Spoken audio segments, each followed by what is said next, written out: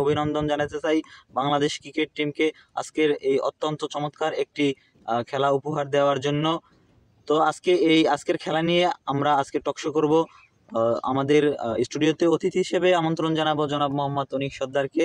Welcome mister অনিক সর্দার, আপনাকে স্বাগত। ভাই লুঙ্গিটা ঠিক করেন। ও ভাই লুঙ্গি, ও খেলা থ্যাংক ইউ সো মাচ। লুঙ্গি ঠিক করেন। উত্তেজনার চোদনে লুঙ্গি ঠিক করার সময় পাইনি ভাই, তো আপনি ডাকছেন চলে আসছি, বলেন থ্যাংক ইউ বলতে হইবে। আমার কিন্তু মেজাজ এমনি খারাপ আছে আপনাকে দলের অধিনায়কের উপরে, মেজাজ পুরো সরে মিটে সরে। আমি বলছি যে তোর কোক লাগবে, আপনি শান্ত হন প্লিজ, শান্ত হন। কি লাগবে আমি বলছি তোর কি লাগবে, তুই অশান্ত হয়ে যা। আমার অধিনায়কই অশান্ত হইতে পারে না, কিন্তু আমি অশান্ত হয়ে গেছি ভাইয়া। বলেন কি বলবেন, বলেন তাড়াতাড়ি বলেন, কিন্তু এই ক্যামেরা লাইটি হালাইতে চলে যাবো। মেজাজ গরম। শুধু মাত্র আসছি আজকে তানজিম হাসান সাকিব এবং মোস্তাফিজুর রহমানের জন্য, নাইলে আসতাম না। আপনি কি টকশো শুরু করছেন একটা এর মধ্যে, নদীর কূলে একটা পাগলামি পেয়ে লইছেন মেয়ে। আপনাকে অসংখ্য অসংখ্য ধন্যবাদ যে আপনি বাংলাদেশ ক্রিকেট টিমকে এখনও সাপোর্ট করে যাচ্ছেন।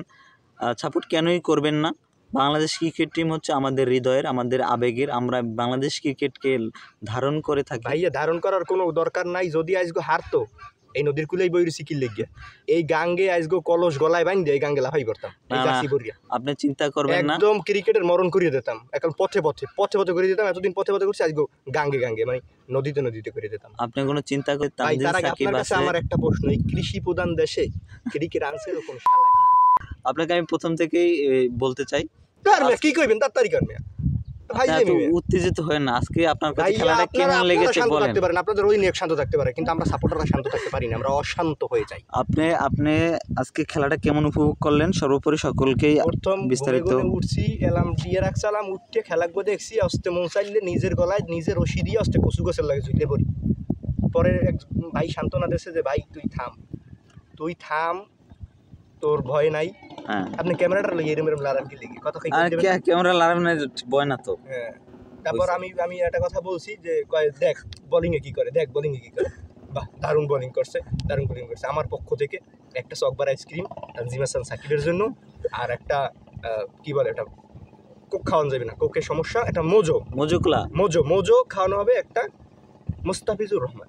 আচ্ছা আমার পক্ষ থেকে। আর সাকিব ভাইয়ের জন্য আমি সাকিব বা তামিমকে নিয়ে কোনো কথাই বলতে চাই না। আমি সাকিব পারফরমেন্স নিয়ে কোনো কথা হবে না, কারণ সে একেবারে যে ভালো পারফরমেন্স করছে এমন না। সে লাস্টে কি উইকেট তো বেটা যুদ্ধ মধ্যে ভাই, কিন্তু বাংলাদেশের বাংলাদেশের প্রাণ সাকিব আল হাসান, সে বাংলাদেশের প্রাণ হয়ে থাকুক এই কামনা করি, তার জন্য শুভকামনা।